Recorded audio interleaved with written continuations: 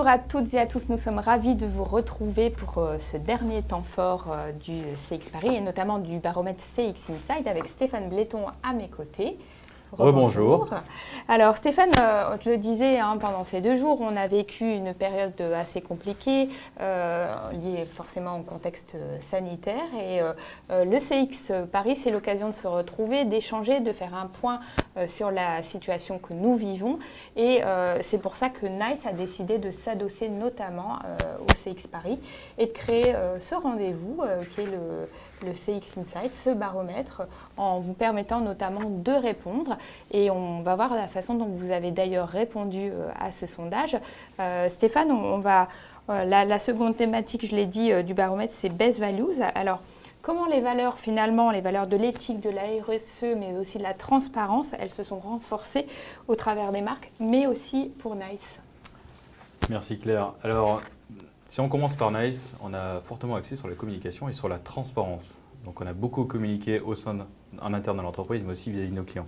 Surtout pour l'interne. Et on a fait beaucoup de communication autour de la non-communication. On avait beaucoup de questions, savoir quand est-ce qu'on retourne au bureau. Et lorsqu'on n'avait pas l'information, on a quand même communiqué sur le fait, écoutez, on n'a pas l'information, dès qu'on l'aura, on vous la communique. Et je pense que c'est aussi important de communiquer lorsqu'on a une information.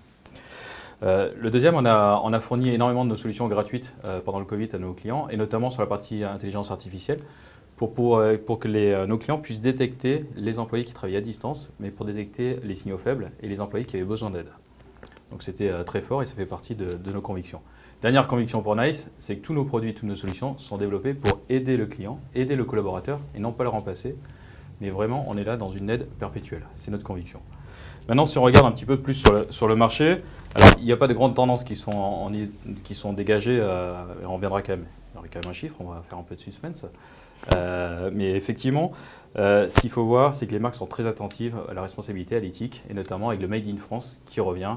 Avec un warning KM, on a beau demander du Made in France, très souvent le prix est regardé. À un moment donné, on est tous consommateurs. Il faut savoir accepter de payer un peu plus cher pour avoir de la qualité et du Made in France. Du Made in France, mais aussi du local. Il y a aussi du local. Tout à fait. Alors, est-ce qu'on peut commencer à avoir un chiffre, même si on ne va pas dévoiler l'intégralité? Stéphane, un chiffre? Alors, le dernier chiffre pour la journée, et encore une fois, le baromètre sera disponible après l'événement.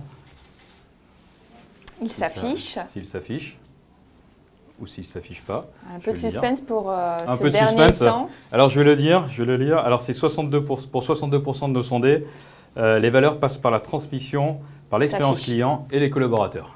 Alors effectivement, aucune surprise, mais effectivement c'est très important et que toutes les valeurs de l'entreprise passent par le ressenti et par comment sont traités vos collaborateurs. Donc traitez vos collaborateurs comme vous souhaitez être traités. Pareil quand on est consommateur, on va faire attention, ça a été dit beaucoup cet après-midi. Maintenant, quand on est consommateur, on s'attache aussi au RSE de l'entreprise et on fait nos choix. Est-ce qu'elle produit en local? Est-ce qu'elle fait du Made in France? Est-ce qu'elle prend soin de ses employés? Est-ce qu'elle les rémunère à juste prix? On parle beaucoup dans le commerce. Voilà, toutes ces valeurs sont incarnées et ressortent dans le sondage. Très bien. Alors on le voit, finalement, ces valeurs, elles sont incarnées. Elles révèlent aussi ce qu'attendent finalement les consommateurs. À quoi il faut s'attendre en termes de tendance? Alors aujourd'hui, on travaille beaucoup avec les marques et on travaille sur ce qu'on appelle les soft skills. Je vais essayer de traduire en français, enfin les caractéristiques impersonnelles des gens. Donc on travaille beaucoup sur comment travailler l'empathie chez le collaborateur. Est-ce qu'il a le bon niveau d'engagement? Est-ce qu'il a le bon niveau d'écoute? Et donc cela, on le moniteur en temps réel. On donne des guides aux collaborateurs, soit en temps réel, soit en temps différé pour les coacher. Et pour essayer, non pas les améliorer, mais déjà qui s'améliorent dans leur job, bien entendu, mais aussi pour faire en sorte que si je suis empathique, j'ai envie d'avoir une personne qui est empathique en face de moi.